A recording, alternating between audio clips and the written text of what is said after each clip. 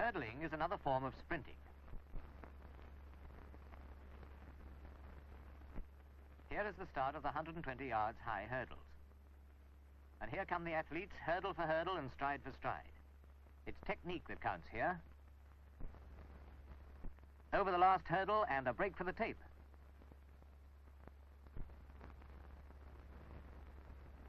A closer examination of technique shows that the high hurdler dips forward at the hips in an exaggerated way.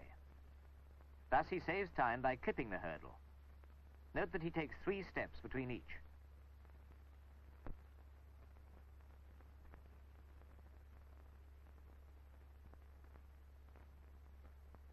This hurdler is slightly off balance, however, on each landing, and he fails to employ a continuous movement of the rear leg in clearance. This man brings only one arm forward as he approaches and clears the hurdle. This is to be recommended as easy and natural. Note the outstretched leg in front and the lateral swing of the rear leg.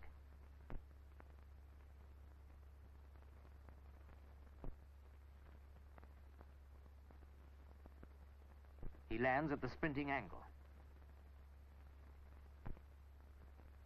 These shots from the front emphasize the continuity of movement, but show lack of balance on landing. See how little the body actually rises. Here's a different style.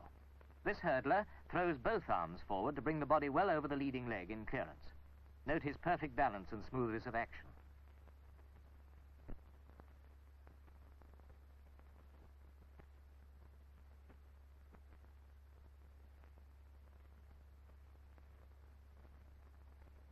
Here is another example of the single arm lead in clearing a hurdle. With this, the other arm is kept flexed and under control.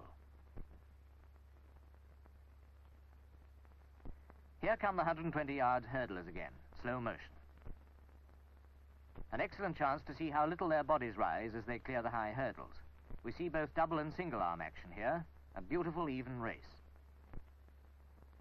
Note the continuity of leg movement across the hurdles. The athletes come down running.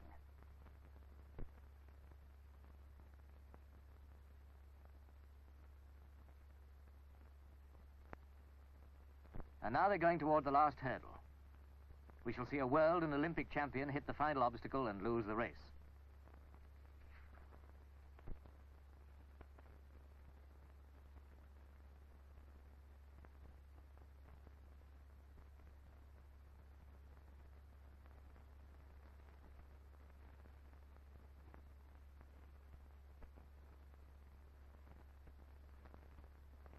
These hurdlers are starting in the 220 yards, low hurdles. Let us compare their technique with that of the high hurdlers.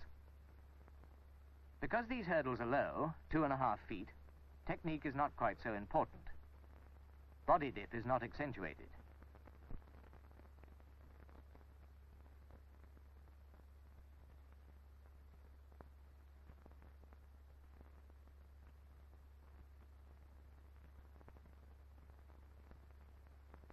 Each runner takes 7 strides between the hurdles.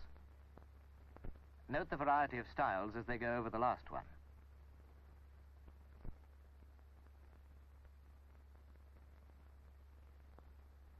The finish, a winner on the left.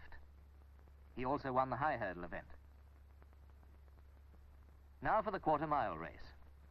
The hurdles are 3 feet high and 35 meters apart.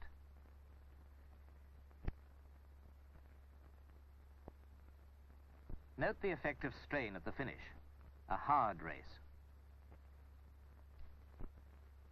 Slow motion gives us a view of technique in this race.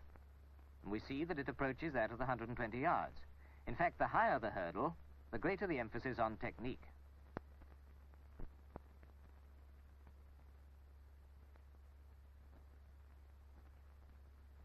This runner shows good form in the quarter-mile race.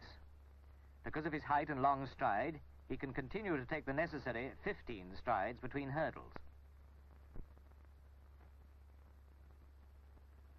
The successful quarter-mile hurdler must combine mastery of hurdling technique with the ability to run a fast quarter-mile.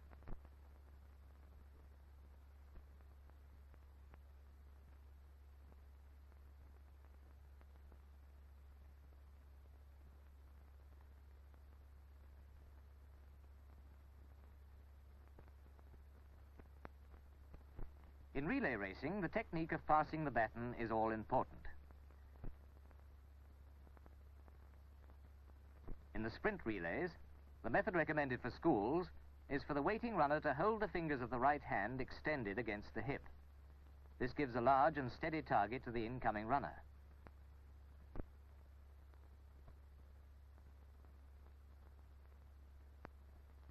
The baton must be passed between two lines 20 yards apart.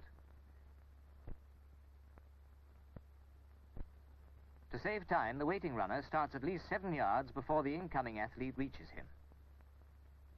In a good exchange, the incoming man should never overtake the other runner, as we see here, but the baton speed should be increased with a good forward reach.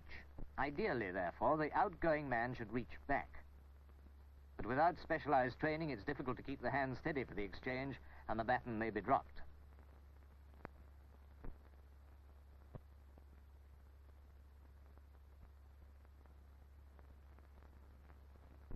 Watch this pass in the sprint relays. The outgoing men use the full 20-yard zone.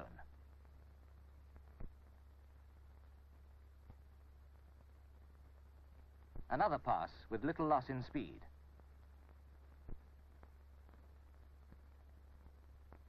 And another. And here's the dash for the tape.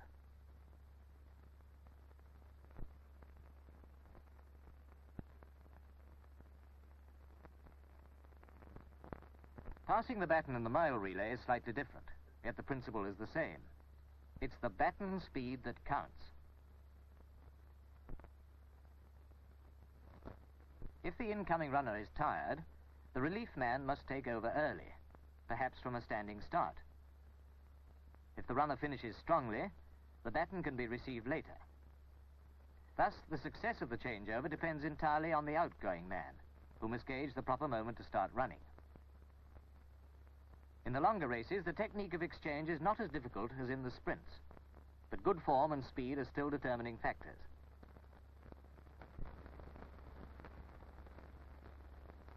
Now here's the finish and the winner. In this film, we've seen the need for correct technique in the sprints, for speed and skill in hurdling,